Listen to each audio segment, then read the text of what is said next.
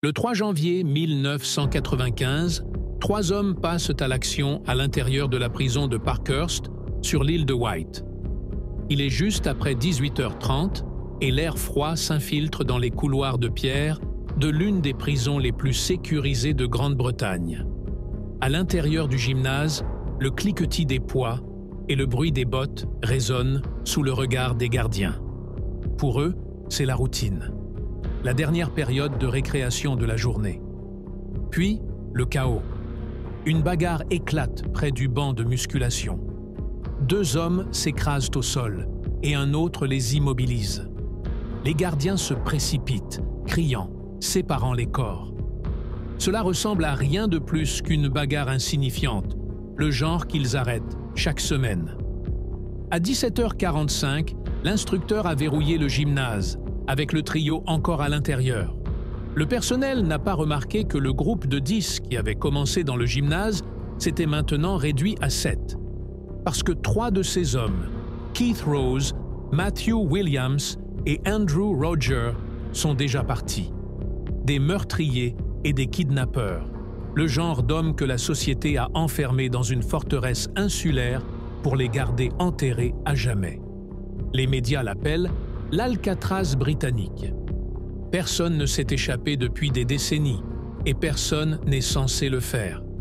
Le plan semble simple, juste une bagarre, une clé cachée et une échelle construite en secret. Mais le véritable génie n'est pas dans la façon dont ils sortent, c'est dans ce qui se passe ensuite. La prison croit qu'elle a encore le contrôle. Quand elle réalise la vérité, les fugitifs les plus dangereux de Grande-Bretagne se déplacent déjà dans l'obscurité. Parkhurst n'est pas juste une autre vieille prison britannique, c'est la fin de la ligne. Ses murs s'élèvent à 24 pieds de haut, avec des dômes qui déchirent les échelles et les mains. Des clôtures en acier serpentent le long du périmètre, bordées de fils barbelés, d'alarmes et de caméras, chaque centimètre conçu pour garder les hommes les plus dangereux à l'intérieur. À l'intérieur, les couloirs tournent en motifs déroutants, avec des portes verrouillées, des portes recouvertes et des officiers en patrouille jour et nuit. Personne ne s'échappe de Parkhurst, ou du moins, c'est ce qu'on raconte. La prison détient des condamnés à perpétuité, des tueurs à gages, des hommes qui ont déjà essayé de s'évader de partout ailleurs. Même si vous franchissiez le mur, il n'y a nulle part où fuir. L'île de Wight est une île, entourée d'eau, chaque port de ferry surveillé, chaque route couverte. Pour la plupart des détenus, rêver d'évasion est inutile, mais pas pour ces 3-là. À l'intérieur des murs de Parkhurst, les hommes purgent leur peine, mais tous les prisonniers ne sont pas les mêmes. Matthew Williams purge une peine à perpétuité. Il n'est pas typique. C'est un fabricant de bombes, un homme qui voit la physique là où d'autres voient le chaos. Il peut mémoriser les rainures d'une clé d'un seul coup d'œil, faire l'ingénierie inverse de n'importe quel système et porter son image dans son esprit pendant des semaines. Dans une prison construite pour contenir le corps, son esprit erre encore, étudiant les gardiens, les serrures, les murs et les failles. Keith Rose est plus âgé, plus silencieux et calculateur. Un ancien directeur informatique emprisonné pour kidnapping et chantage, il pense en logique et en ressources. Chaque plan astucieux a besoin de financement, de connexion et de discipline, ce qu'il fournit. Là où Williams est agité et inventif, Rose est méthodique. Il est connu parmi les condamnés à perpétuité comme celui qui n'abandonne jamais. Andrew Roger est le muscle. Condamné pour meurtre après un seul acte vicieux, il prospère dans la confrontation. Pour Williams, chaque obstacle est un problème à résoudre. Pour Rose, c'est une ressource à gérer. Mais pour Roger, c'est quelque chose à fracasser. Il donne au plan sa force brute. Ils ne sont pas amis, ils sont un partenariat, forgé uniquement parce qu'aucun d'entre eux ne peut supporter l'idée de mourir derrière les murs de Parkhurst. Chaque évasion commence par un maillon faible, et à Parkhurst, c'est le système de serrures à code couleur. Un détail que la plupart des prisonniers ignorent, mais pas Keith Rose. La réputation de Parkhurst a été construite sur le béton et le fil barbelé, mais sa vraie force résidait dans le système de serrures à code couleur. Les serrures vertes contrôlent les portes intérieures, permettant aux prisonniers de ne se déplacer que là où les gardiens le permettent. Les serrures bleues sécurisent les cellules, la barrière la plus basique entre les détenus et le reste de la prison. Et puis, il y avait les serrures rouges, les plus importantes de toutes. Elles scellaient le gymnase et les portes extérieures, la dernière ligne entre la captivité et le monde extérieur. Williams a compris ce que la plupart des hommes ignoraient. Une seule clé rouge pouvait déverrouiller la route vers la liberté. Il est convaincu que s'ils peuvent reproduire la clé rouge, ils auront accès à la plupart des routes internes de la prison, aux ateliers et aux dépôts de véhicules. Williams est initialement sceptique, mais la logique de Rose est simple. Une clé n'est qu'un morceau de métal, correctement façonné, et le cours de métallurgie de la prison offre tous les outils dont ils ont besoin.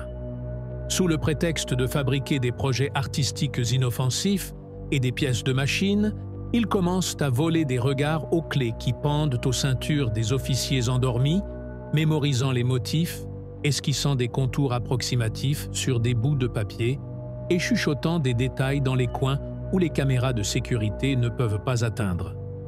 La partie la plus difficile n'est pas d'obtenir la bonne forme, c'est de le faire sans être vu, puis de meuler l'acier dans la cellule de Roger, petit à petit, chaque fois que le bruit de la prison noie le grattement de la lime sur le métal.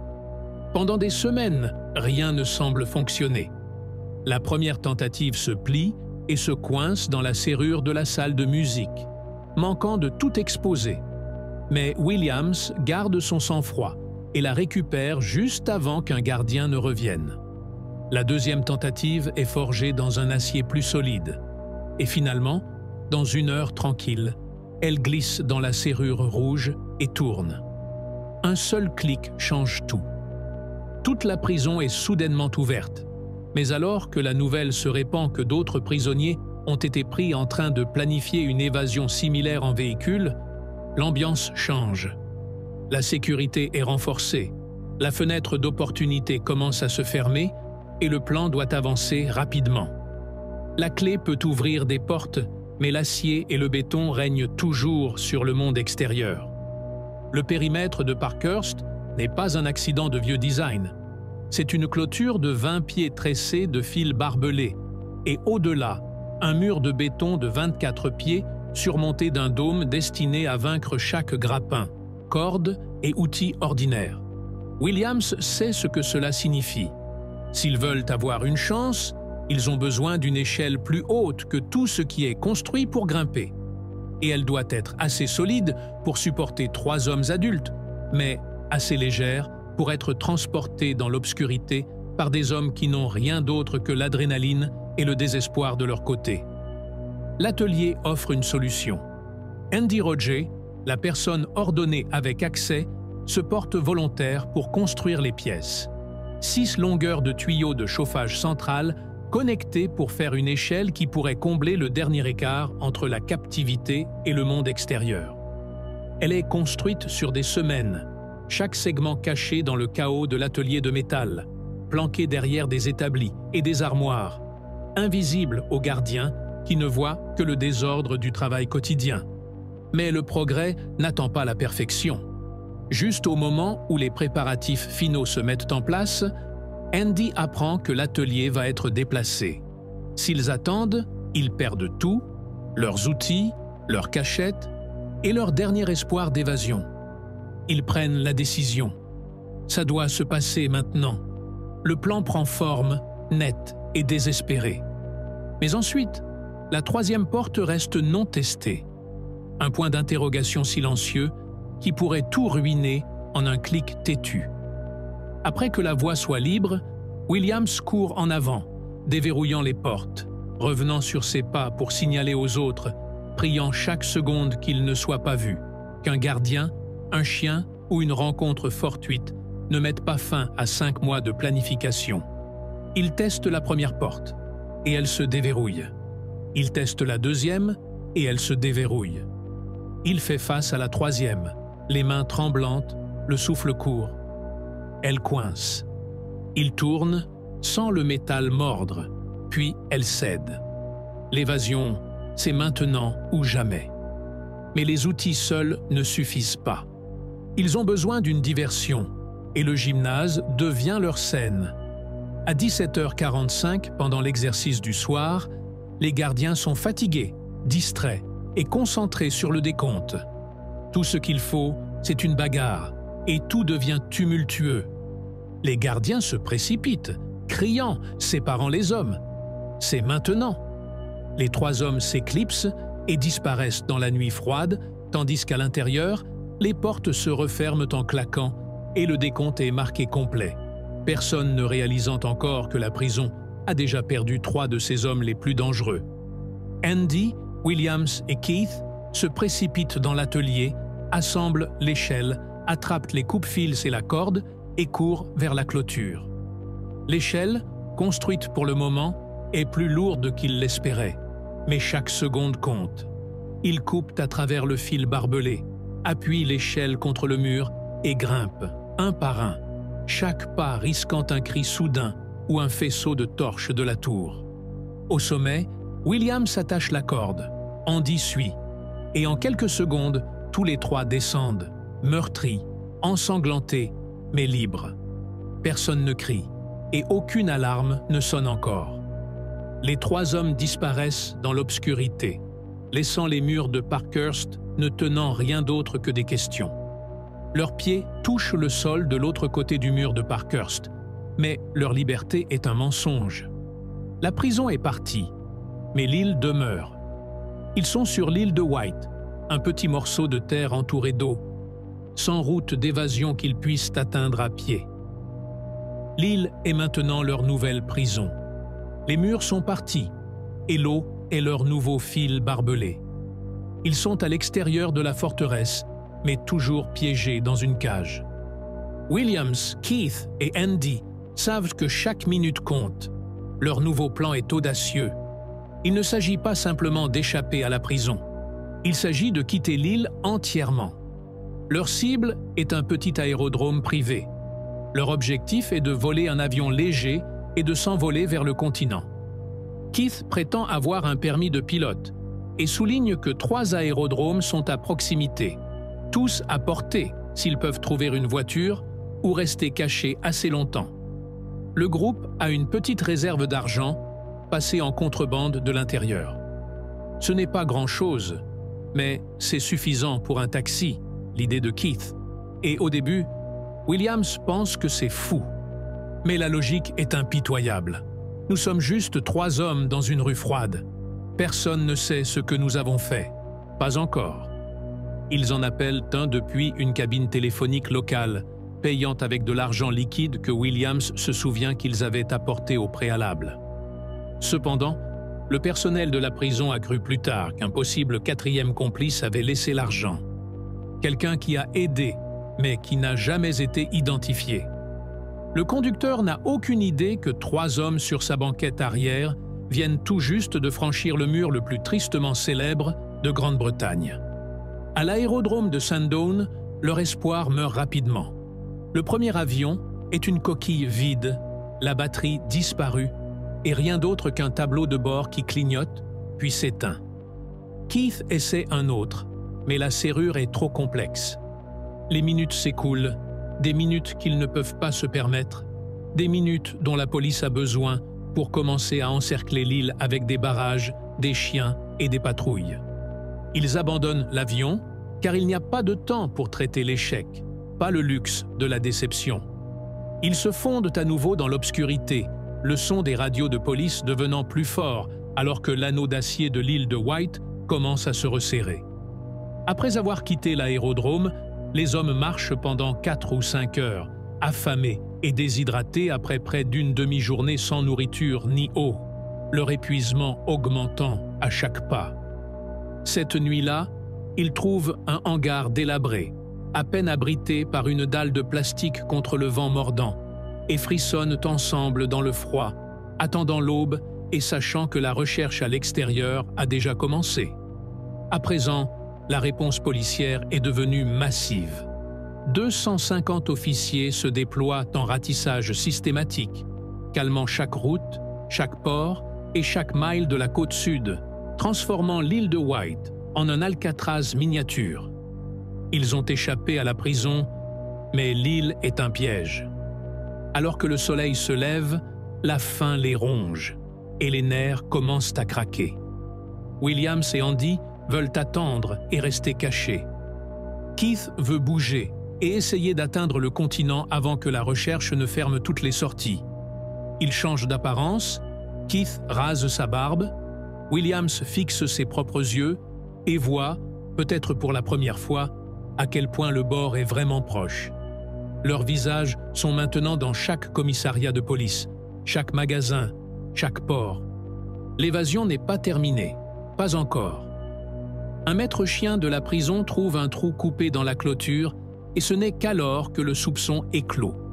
Au début, le personnel effectue un comptage dans la salle de sport et suppose qu'il s'agit d'une erreur d'écriture ou d'une confusion, avec 3 hommes manquants, mais personne ne panique encore. Ce n'est qu'au deuxième appel, lorsque les mêmes noms résonnent en retour, sans réponse, et que les espaces vides demeurent, que la vérité se met en place. Un officier s'élance dans le couloir et déclenche l'alarme. Mais à ce moment-là, les prisonniers évadés étaient déjà partis depuis plus de 2 heures, ignorant que, s'ils avaient su à quel point la découverte serait lente, ils auraient pu embarquer sur un ferry et quitter l'île avant même que la police ne réalise qu'il manquait. Maintenant, les sirènes hurlent et le mot « évasion » résonne de la salle de contrôle à chaque porte verrouillée et radio. Parkhurst se verrouille.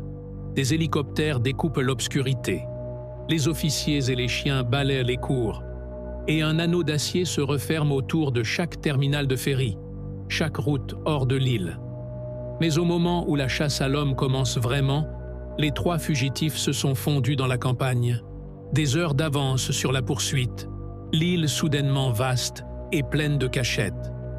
Pour le premier jour, les 3 fugitifs ne se déplacent que la nuit, évitant les routes, rampant à travers les haies et se baissant derrière les murs de pierre alors que les voitures de patrouille passent, leur lumière balayant les voies vides.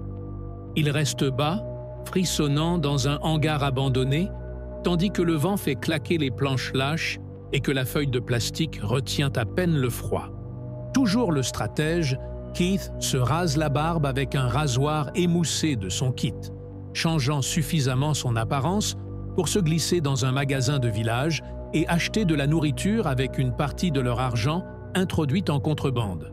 Chaque transaction est un risque, chaque pas est un pari. La réponse policière est implacable. Les équipes de recherche se déploient depuis Parkhurst en anneaux concentriques, se déplaçant de ferme en ferme et de maison en maison, guidés par des hélicoptères en hauteur et des chiens au sol. Les officiers interrogent tous ceux qu'ils rencontrent, y compris les livreurs, les pêcheurs locaux et les retraités promenant leurs chiens.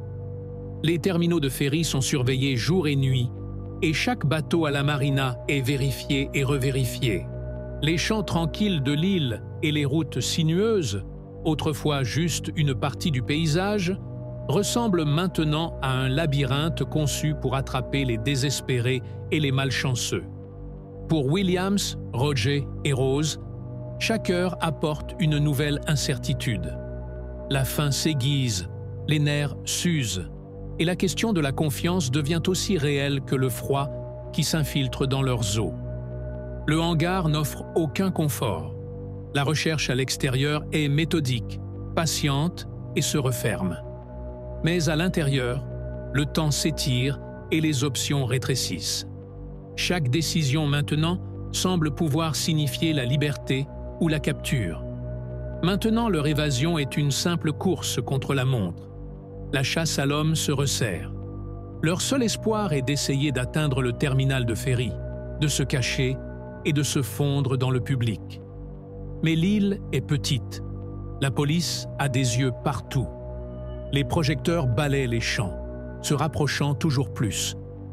Le dossier est proche, pas pour longtemps. Les heures s'écoulent lentement, la faim s'installe et la confiance devient mince alors que les nerfs craquent et que le poids de leur choix s'abat sur le groupe. Williams veut attendre, laisser les chercheurs se fatiguer et passer à autre chose. Mais Keith insiste pour agir, cherchant des contacts au-delà de l'île, même si Williams proteste. Contre la volonté de Williams, Keith utilise une cabine téléphonique du village pour contacter un ami, espérant une camionnette, un moyen de quitter l'île. Mais ce faisant, il prend un risque qui ne peut être défait. L'espoir de sauvetage est maintenant mêlé à la peur de la trahison. Et ce qui était autrefois un front uni est maintenant 3 hommes marchant sur des chemins mentaux séparés, chacun équilibrant l'espoir contre le soupçon. Chaque heure qui passe devient plus lourde avec la menace d'exposition. Pendant ce temps, l'opération policière, massive et implacable, pousse plus loin dans chaque bois et ferme.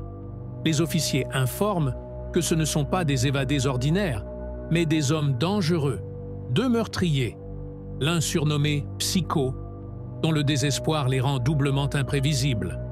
Les chercheurs savent que le temps favorise les chassés seulement jusqu'à ce qu'une erreur soit commise, qu'une trace soit trouvée, ou qu'un contrôle de routine surprenne quelqu'un au dépourvu.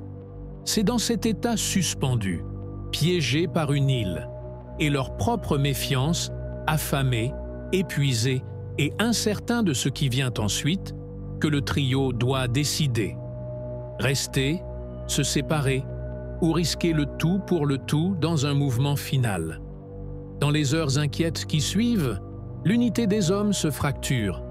Frustrés et en colère contre Keith pour avoir passé l'appel et les avoir tous mis en plus grand danger, Williams décide qu'il ne peut faire confiance au plan de personne d'autre que le sien. Il annonce qu'il part, déterminé à trouver sa sortie ou mourir en essayant. Andy et Keith choisissent de rester ensemble, gardant encore l'espoir d'un sauvetage ou d'une fenêtre d'opportunité, mais l'ambiance a changé. Chaque homme se déplace maintenant avec la conscience qu'à tout moment, leur chance pourrait s'évaporer. Ils se glissent silencieusement hors de leur abri juste avant l'aube, se séparant sur des routes secondaires sinueuses et des haies silencieuses, espérant que la distance signifiera la survie. La police, pendant ce temps, a fermé le cercle. Les équipes de recherche, les maîtres chiens et un hélicoptère avec imagerie thermique inondent la zone, chassant chaque signature thermique et ombre. Une voiture de patrouille avance le long d'une voie étroite et repère 2 hommes, tête baissée, se déplaçant rapidement. Les officiers interviennent, et dans un éclair de confusion et de cris, Andy Roger et Keith Rose sont plaqués, menottés, et la chasse à l'homme se réduit à un seul. Le muscle et le financier sont de retour en garde à vue. La chasse à Matthew Williams, cependant, n'est pas terminée. Williams, séparé et seul, voit sa dernière chance de s'échapper alors que les sirènes montent derrière lui. L'île semble soudainement petite, malgré toute son immensité. Mais pour les autorités, le travail n'est pas terminé. Un homme est toujours en liberté, et toute l'opération pivote pour le traquer avant qu'il ne puisse voler un bateau, se cacher clandestinement ou simplement disparaître dans la nuit. Williams court. Il entend les chiens au loin, les sirènes résonnant à travers les champs, et le battement distinct des pales d'hélicoptères déchirant le ciel de l'aube. Chaque ombre semble être un piège, chaque son, un avertissement. Atteignant la marina, Williams repère le genre de petit bateau qu'il espérait, quelque chose d'assez rapide pour l'emmener sur le continent avant que la police ne puisse se refermer. Mais il travaille contre la montre et contre ses propres mains gelées, luttant avec des cordes épaisses et des nœuds serrés, alors que la lumière d'une torche scintille le long des quais. Le froid est impitoyable. Ses doigts sont engourdis et sa vision se rétrécit de fatigue et du froid qui pénètre jusqu'aux os à travers chaque couche de vêtements. Au-dessus, le projecteur de l'hélicoptère balaie l'eau, cherchant le miroitement d'un mouvement. la trace révélatrice de chaleur corporelle. Williams sait que son seul espoir est de glisser sous la surface, hors de vue et hors de portée. Il plonge dans l'eau glaciale, les poumons brûlants de choc. Pour un moment, tout est silencieux sauf le rugissement dans ses oreilles et l'espoir désespéré que l'hélicoptère passera, manquant son contour dans la noirceur glacée. Mais son corps le trahit. Les muscles se contractent, les sens s'estompent et le froid devient accablant. La police finit par l'atteindre. Ils le sortent de l'eau, son corps frissonnant de froid. Il ne reste plus de combat et l'évasion est terminée.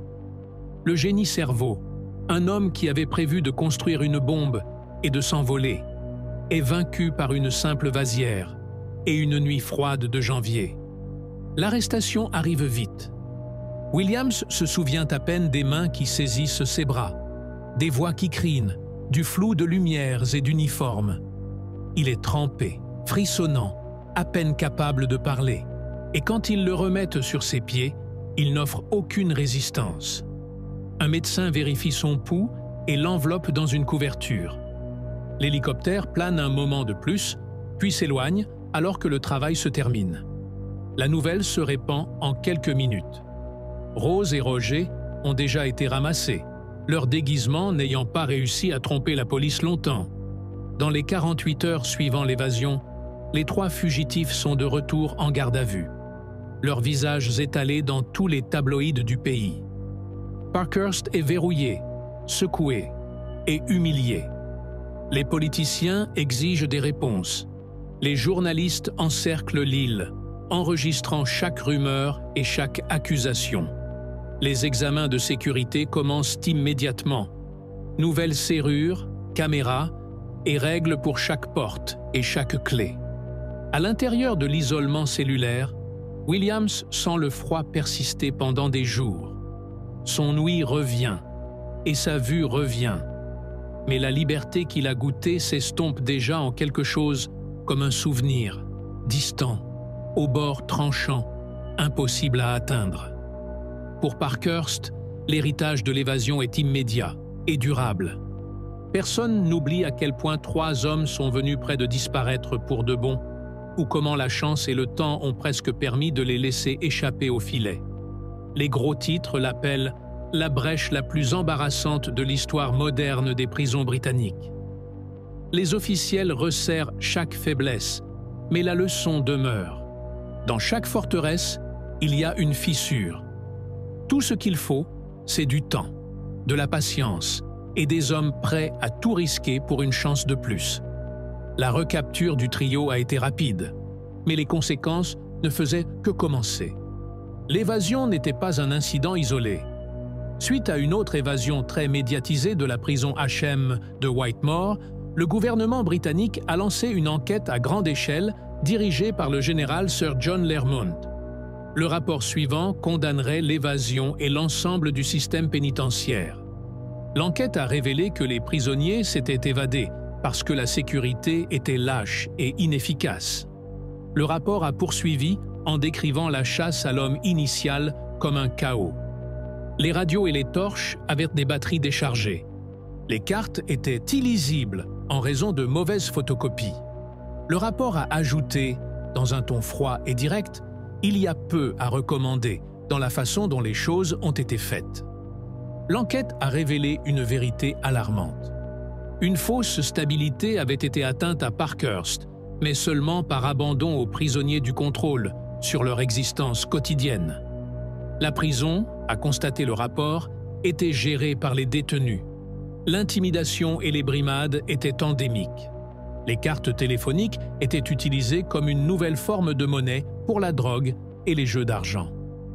Il n'y avait aucune limite sur la quantité d'argent liquide qu'un prisonnier pouvait détenir. Lorsque 20 prisonniers ont été transférés après l'évasion, le solde d'argent liquide dans la prison a chuté de près de 15 000 livres. Le rapport a continué d'exposer une cascade de défaillances. Les gardiens qui étaient censés surveiller les caméras n'étaient pas formés et distraits. Le directeur, censé diriger, passait seulement 2 ou 3 heures par semaine à parler au personnel et aux détenus. et plus de 50 heures sur la paperasse. Des zones de la prison, y compris la salle d'attente des visiteurs, n'avaient pas de ces CTV, permettant un flux constant de contrebande. Le rapport a même suggéré que certains membres du personnel eux-mêmes auraient pu être complices de contrebande. La sécurité physique était également un point d'échec significatif. La prison de l'ère victorienne était en travaux de construction continue depuis 1988, mais le projet avait stagné. Le personnel résistait à la fermeture temporaire de la prison, craignant de perdre leurs emplois. Cette construction constante laissait l'établissement vulnérable. Le plus accablant de tout, le rapport a découvert que l'un des évadés, un taulier qualifié, avait été laissé seul et sans surveillance pour construire l'échelle. Le service pénitentiaire a publiquement admis que l'évasion était due à un échec des procédures de sécurité de base. L'incident a apporté une humiliation publique grossière sur l'ensemble du système. En réponse, les autorités ont dépensé 1,2 million de livres pour moderniser la sécurité de la prison, une conséquence directe d'une clé faite maison et d'une échelle de tuyaux. En fin de compte, l'évasion a conduit Parkhurst à perdre son statut de sécurité maximale, qui a été rétrogradé en prison de catégorie B. La forteresse avait perdu. Quant aux hommes, leurs chemins ont divergé. Matthew Williams, le cerveau, a purgé 16 ans après l'évasion. Il a été libéré en 2011. Il appellerait plus tard à une réforme des prisons, écrivant des lettres de sa cellule au journal de sa ville natale. Sa cote de sécurité est restée à la catégorie A pendant une décennie, une haute cour le jugeant à haut risque d'évasion. Andrew Roger a été libéré sous licence en 2006. En 2018, il a été arrêté pour un incident de rage au volant et s'est vu attribuer une ordonnance de travail communautaire. Keith Rose, en 2017, était toujours emprisonné. Il avait gagné sa bataille juridique contre le secrétaire d'État à la justice, obtenant que sa catégorie de sécurité soit rétrogradée à B. L'histoire de l'évasion de la prison de Parkhurst de 1995 ne concerne pas une seule évasion. Il s'agit d'une bataille d'esprit contre un système complaisant. C'est un témoignage de la façon dont une planification méticuleuse peut exposer une faiblesse même dans les endroits les plus fortifiés. Les hommes n'ont pas gagné leur liberté, mais ils ont prouvé un point. Le dossier est officiellement fermé. Mais la question demeure, quelles autres forteresses ne sont que des illusions? Si vous avez apprécié cette vidéo, cliquez sur le bouton j'aime. Et n'oubliez pas de vous abonner à notre chaîne pour plus d'histoires vraies qui prouvent que la vérité est toujours plus complexe qu'il n'y paraît.